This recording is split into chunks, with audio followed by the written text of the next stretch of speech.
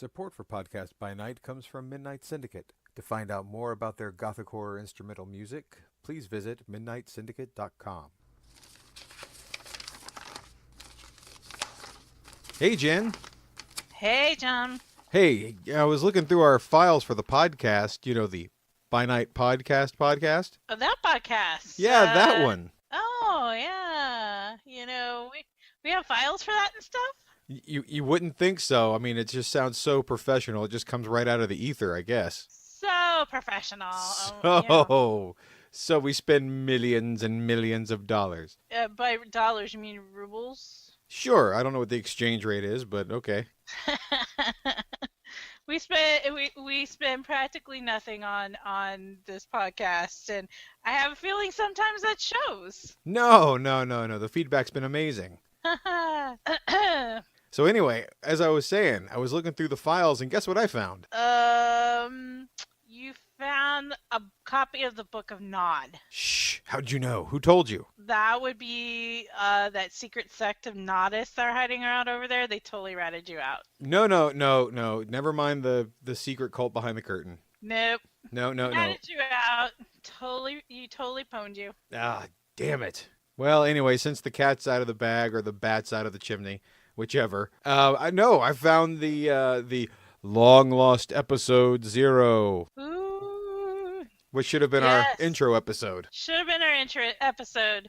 John and I spent a long, half hour on a Sunday afternoon recording a little bit of an intro episode of hey guys, World of Darkness, new podcast. How did we get into it? And it never got put up. Nope. So at the suggestion of a good friend of ours, some of the stuff we might reference goes back to that podcast. So it might be nice for you to have a point of reference. Yeah. I mean, if you listen to episode 1 and you're like, what in the world? Jen keeps saying, like I said in the last podcast, and I have no idea what she's talking about. Well, that's because it was in this secret hole that John has somewhere in his bunker in, North Hollywood that he keeps all of his magnetic tape at. Yes, because I don't trust digital. At this rate, I don't know if I trust digital either. That's true. The Carrington event is coming. So we have this episode. We're going to drop it for you. You can hear our dulcet tones and us telling you guys our backstory of how we fell into this wonderful world of darkness. Absolutely. Our audio biography is for your listening pleasure, and I hope you enjoy it. I mean, it was a lot of fun. It definitely shows the audio chemistry that Jen and I possess from the very beginning. Audio chemistry? Sure. That's a term I've not ever used in ever. Oh, we're making it up as we go along. So we hope you enjoy it, and a little bit of a bonus episode. And of course, if you have any questions or comments, you know where to find us. That's right. By Night Podcast at Twitter. Podcast by Night on Facebook. And podcastbynight@gmail.com. There's all the ways to get a hold of us. That's right. Well, thanks again for listening, and we hope you enjoy it. All right. Thanks, guys. Long Lost Episode 0. Dun, dun, dun.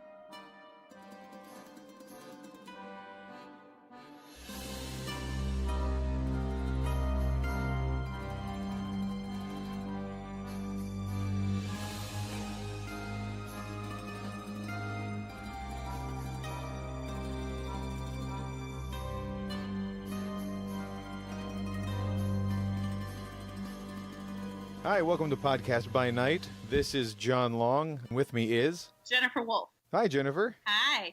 Hi. Well, welcome everybody. We're going to be discussing all the fun and fantastic stuff of the World of Darkness, so stick around.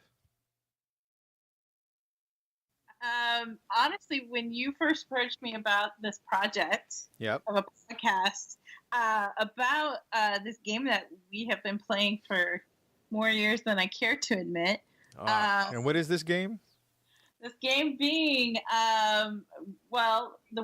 playing in the World of Darkness by White Wolf Studios, and specifically, I've played mostly in Vampire, although I think I've touched all the other genres. When you approached me about it, I was like, yes! I I have been wanting to do a podcast for a long time. Oh yeah, me too. Partly because, we kind of were in that first generation, that first wave that when we got into it in the 1990s when we were kids. Oh yeah, we were there when it started, man. We were Started. Oh man, that dates us. That really dates us. We're old, John. Oh yeah. But we got into this back then and kind of grew up with it.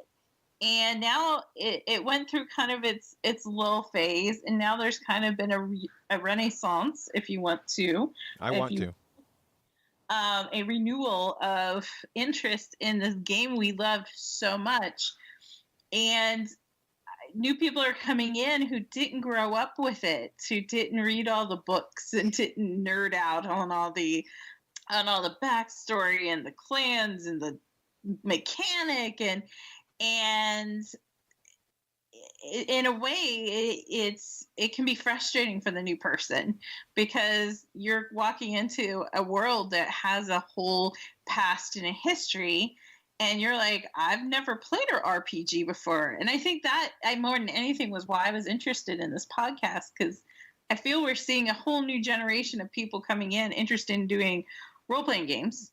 Right. Specifically vampire or any of the World of Darkness genres, and they just are like, I don't know role-playing and I don't know these games, and how does this work again? And so I think that was my big interest in doing a podcast, was I wanted to have a podcast that was going to be, welcome to the World of Darkness, look at this crazy place we like to play in, let's throw you into the deep end and kind of hold your hand while you're learning to swim. That's so sweet. What a sweet sentiment that is. I'm a sweet and kind person. You really are. You're sweet and cuddly, all spiky and thorns. I am very sweet and cuddly, and don't let anyone tell you otherwise. That's right. Damn them to hell. Yeah, F those guys. F those guys. Well, I'll tell you that likewise, I wanted to do this podcast because A, I love podcasts. B, I love the World of Darkness. And for the longest time, like you said, this renaissance just sort of popped up thanks to the wonderful people at By Night Studios. And I don't know who's behind the documentary, but with the World of Darkness documentary coming out, that's incredible. So we're just, this tide is not yet crested. And for me, I know that you just love the history, the minutia, the backstory, the who's who, and the what's what and when what happened. For me, it's a little bit more of the character nuance, the how do we exist as humans playing these monsters in this world that is so close to ours, but not quite, because that curtain that the wizard's hiding behind, that's a dark veil, and I don't know if you want to see what the wizard looks like behind it. Yeah, sometimes you pull back that veil and you're like, oh, why did I pull back that veil? Yeah, oh God, I can't unsee that. But the other thing is, like you said, though, helping the new player come in who, they don't know what a Book of Nod is. They don't know why people are sort of like leery of the Assamites and why they give the Tremere a wide berth. I don't know why they give the Tremere a wide berth. No, not at all. I don't know either. We're just friendly people. They just like to say friendly. Like, please come see what I've got for you. Well, I think with bad reputation, bad PR. That's what right. I'm thinking. That's right. Never mind that cold chill.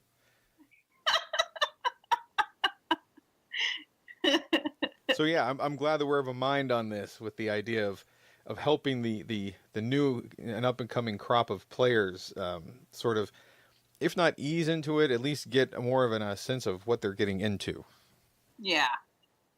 And I mean, I know for one, and you mentioned the minutia thing, and I own the fact that I am a lover of all things minutia, but you kind of hit the nail on the head in a big way, in that the character nuance. I feel like the thing that made me fall in love with this game, so many years ago, and probably yourself as well, is the fact that this isn't just a game about go in, kill the monster, get the loots, steal the treasure, and then move on to the next adventure.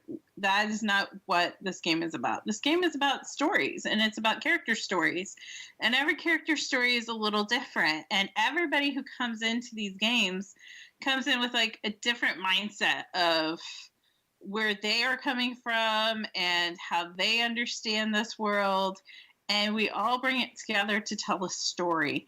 And I think at the heart of this podcast, I just want it to be something that helps equip people as they're exploring the stories, because it's a lot when you're walking in the door and you're like, okay, I have to know what again? But we tend to get so caught up in, do I have the numbers and dots and powers all right? And I'm like, that's not at the heart of why anyone enjoys this. They enjoy it because of the stories. Right, absolutely.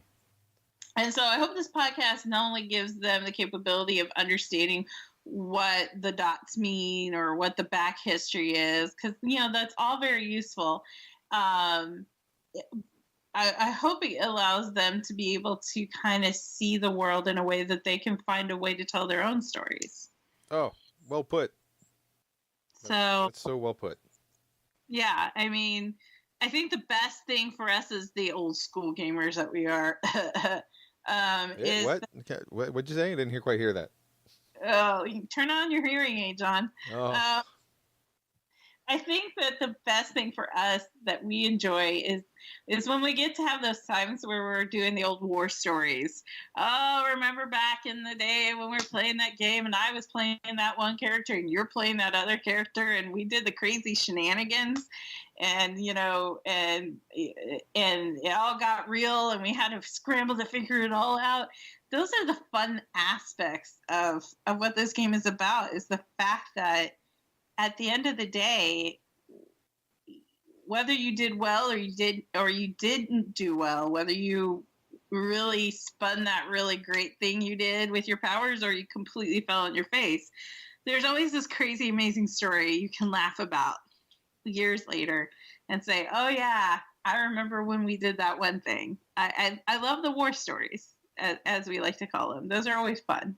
So. Oh yeah, that's another reason why I think this game has legs, is that because of the social aspect of it, you get to meet up every month with your friends, do some crazy stuff, use your imagination, use those social skills, and sling some chops every now and then. Yeah. And see what happens. And then like you said, you go to get a cup of coffee a couple years later, you still remember those stories. Yeah. And it's just fun to laugh about them.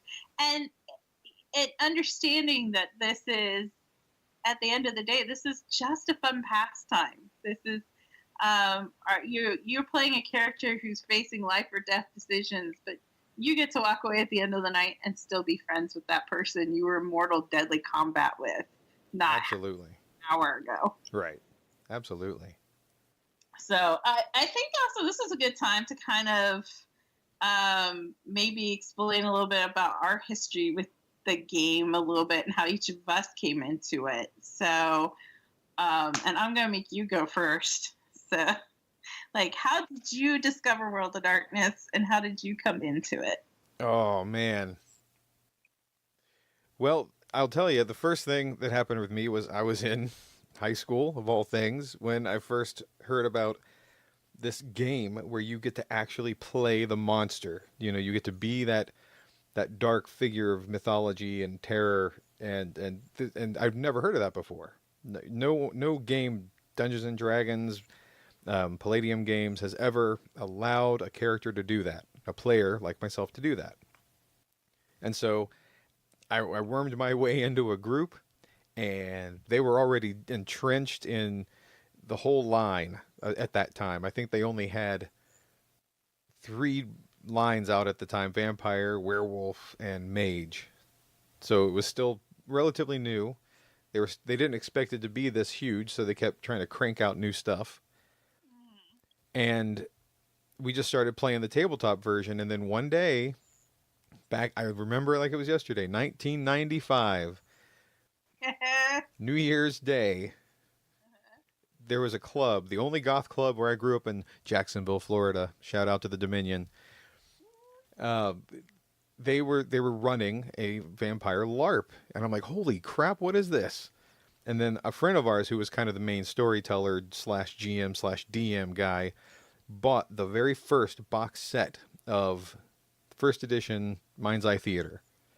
And so that's what we went in with. We're sitting there Things. with the mask with fangs. Yep, I love that. And the everybody looked that up. Tragedy mask with fangs.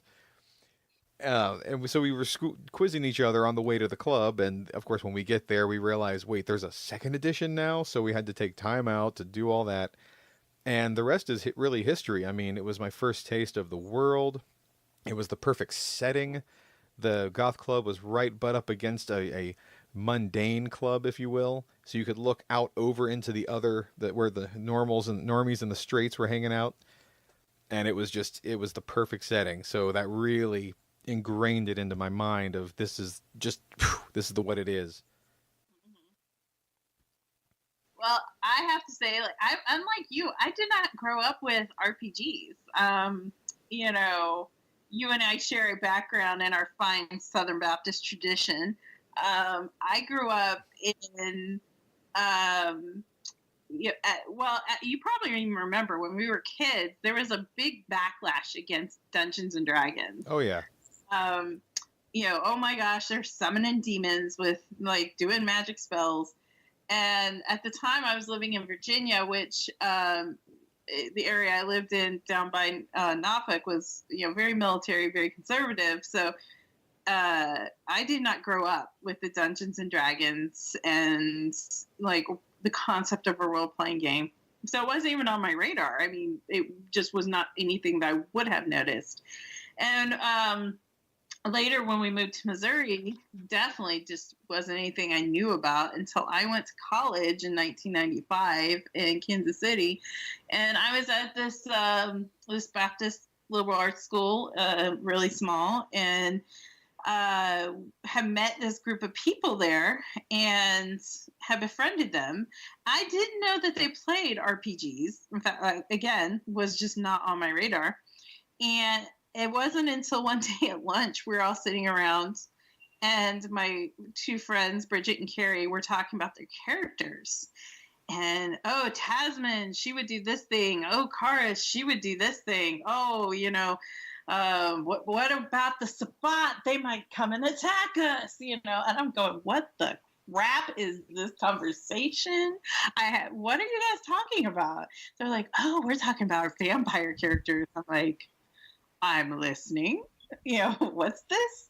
And they're the ones who introduced me to Vampire the Masquerade. And, I was a 18-year-old freshman in college who, I grew up on things like the old Dracula movies. I grew up on Forever Night. Forever Night was a show that actually my father and my brother and I would all stay up late to watch. It was I love that show.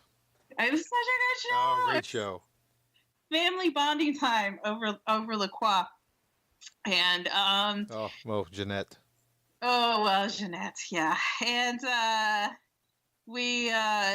I kind of already had this like love and appreciation for Gothic horror from the 19th century, and was like, okay, I like vampires. Let's do this thing. And that's how I got involved in it. Was my little group of college friends. We did vampire LARPing. But we didn't know that there was Mind's Eye Theater out. We just kind of were using tabletop rules as best we could until the MET book came out. It really was just like a handful of college dorks just running around campus. It didn't help. We had a cemetery right smack dab in the middle of campus. And we would go and run around. Oh, yeah. Oh, my gosh.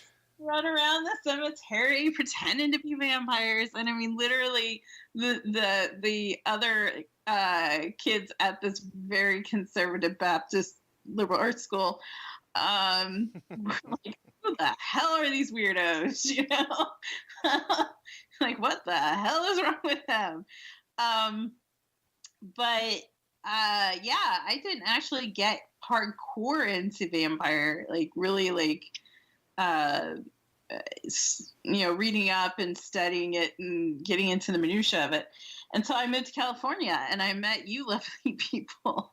And that's when I started actually like LARPing with a group who actually knew the LARP rules, and got involved with our old LARP group way back in the day, Sabat Live Action Fan Club. And that was where it took off for me. And that was what made me really fall in love with the game. I think before that, it was just sort of like, hey, this is fun. It's a cool little pastime.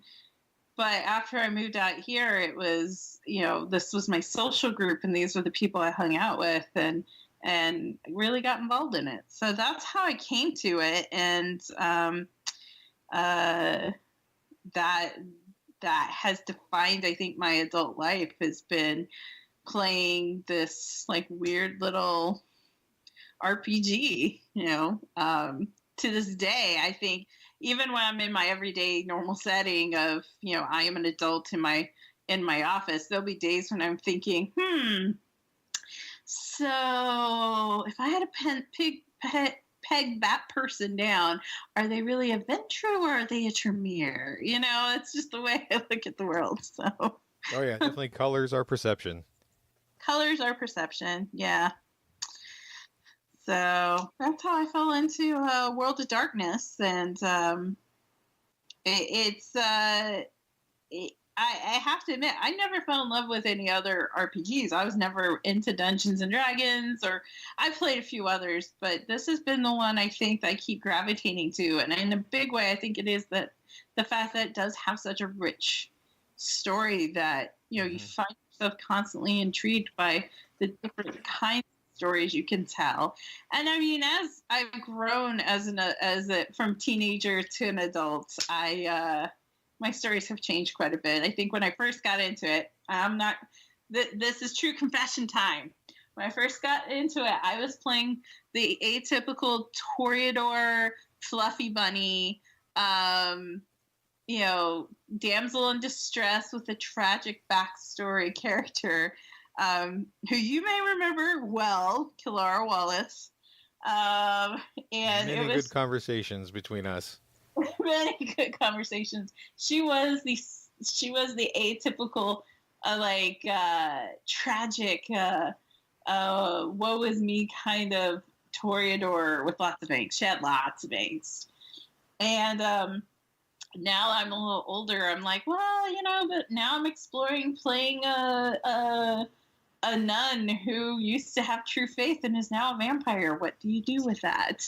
Like, how do you explore the concepts of salvation and forgiveness when you're a creature who's damned to hell? That's a lot more fun for me, and it's just kind of neat to see the different stories you can play around with.